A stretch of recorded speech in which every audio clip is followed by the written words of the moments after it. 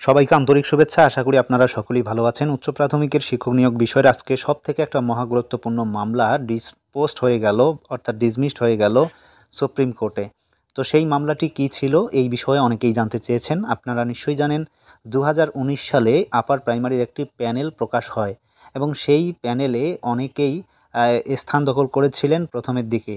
আর সেই সমস্ত চাকুরি প্রার্থীদের যখন প্যানেলটা সম্পূর্ণরূপে ক্যান্সেল করে দেয় মৌসুমী ম্যাম, অর্থাৎ মহামান্য কলকাতা হাইকোর্টের বিচারপতি, তারপর তিনি যে অর্ডার দিয়েছিলেন যে নতুন করে ইন্টারভিউ প্রসেস চালাতে হবে, নতুন করে ইন্টারভিউয়ের লিস্ট প্রকাশ করতে হবে।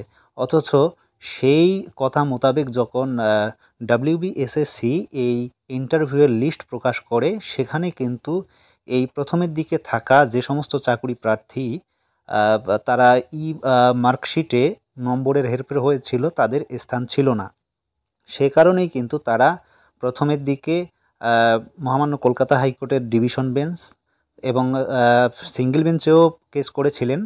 তার পরবর্তীতে তারা সুপ্রিম কোর্টেও একটা মামলা দায়ের করে যে তারা 2019 সালে প্রথমের দিকে তাদের নাম ছিল এবং তাদের যে পুরনো মার্কশিটের নাম্বারটা ছিল, যেটা বেড়ে যাওয়া নাম্বার, সেই নাম্বারটা তাদেরকে ফিরিয়ে দেওয়া হোক। এই মর্মে তারা সুপ্রিম কোর্টে একটা কেস দায়ের করে। তো এই আপনারা নিশ্চয়ই জানেন এই ধরনের চাকুরি প্রার্থী অনেক ছিলেন। তাদের মধ্যে সৌমিতা সরকার এবং আদার্স, এবং তিনি যে সুপ্রিম কোর্টে মামলাটি করেছিলেন, মামলাটি হচ্ছে 42,561 নাম্বার। আজকে মহামান্য সুপ্রিম কোর্টের 44 নাম্বার আইটেমে ছিল, সেখানে হিমা কোহলির আন্ডারেই কিন্তু এই কেসটার হিয়ারিং হয়েছে এবং মাত্র অল্প কয়েক মিনিটের মধ্যেই আজকের এই সবথেকে মহা গুরুত্বপূর্ণ মামলা, যেটা ছিল যে 2019 সালে যে সমস্ত চাকরি প্রার্থীদের নাম ছিল তাদের পুরনো নম্বর ফিরিয়ে দিয়ে তাদের ইন্টারভিউ নিয়ে কাউন্সেলিংয়ে ডাকা হোক, সেই মামলাটি সম্পূর্ণরূপে ডিসপোজ করে দিয়েছেন। তো আশা করি এই বিষয়টা সম্পূর্ণরূপে বোঝাতে পেরেছি। কেননা সিঙ্গেল বেঞ্চ এবং ডিভিশন বেঞ্চ, বিশেষ করে মহামান্য কলকাতা হাইকোর্টের সিঙ্গেল বেঞ্চ এবং ডিভিশন বেঞ্চেও কিন্তু এই মামলাটি ততটা গুরুত্ব পায়নি। ইতিমধ্যে আপনারা দেখেছেন যে ডিভিশন বেঞ্চের 11 নম্বর বেঞ্চে তপব্রত এবং পার্থসারথী স্যার, তাদের আওতায় কিন্তু ম্যাট 638-এর সঙ্গে এই মামলাটিও ট্যাগ ছিল। আর তারপর আপনারা দেখলেন যে সেই 11 নম্বর বেঞ্চ থেকে একটা পূর্ণাঙ্গ অর্ডার দেওয়া হয়েছে আপার প্রাইমারি রিক্রুটমেন্ট প্রসেস সম্পর্কে।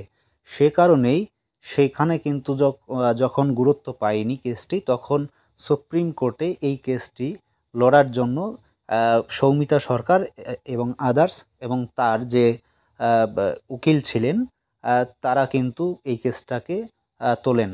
তো যেহেতু এসএলপিগুলো এই ম্যাট 638 রিলেটেড যে এসএলপিগুলো ছিল সেগুলো যেহেতু ডিসমিসড হয়ে গিয়েছে, তাই সেই রিলেটেড কেসটাও কিন্তু আজকে ডিসমিসড হলো। তো অনেকেই জানতে চেয়েছেন যে রিভিউ পিটিশন কি আজকে ডিসমিসড হয়েছে? আদতে না, রিভিউ পিটিশন গত 25শে নভেম্বর দায়ের হয়েছে সুপ্রিম কোর্টে এবং কালকে এর হিয়ারিং হওয়ার কথা ছিল, হয়নি। আগামী দিনে অবশ্যই এর হিয়ারিং হবে আশা করছি। তো আমরা এই বিষয় সম্পর্কে আজকে এতটুকু জানতে পেরেছি। তবে অনেকেই আবার বলেছেন যে 9, 10, 11, 12-এর যে 26,000 চাকুরি প্রার্থী রয়েছে তাদের যে চাকুরি বাতিল হওয়ার মামলা, সেই মামলাটি আজকে সুপ্রিম কোর্টে উঠেছিল এবং তার হিয়ারিংও হয়েছে। এর আমরা ফল কী পেলাম? তো দেখুন, আজকে খুবই কম সময়ে সবথেকে মহাগুরুত্বপূর্ণ মামলা 2016 সালের যে সমস্ত চাকুরি প্রার্থী ছিলেন গ্রুপ সি, গ্রুপ ডি এবং 9, 10, 11, 12 মিলে 26,000 চাকুরি প্রার্থীদের মামলাটা অল্প সময়ের জন্য উঠেছিল এবং তার হিয়ারিংয়ের ডেট আমরা পরবর্তীতে পেলাম আগামী বৃহস্পতিবারের দিন।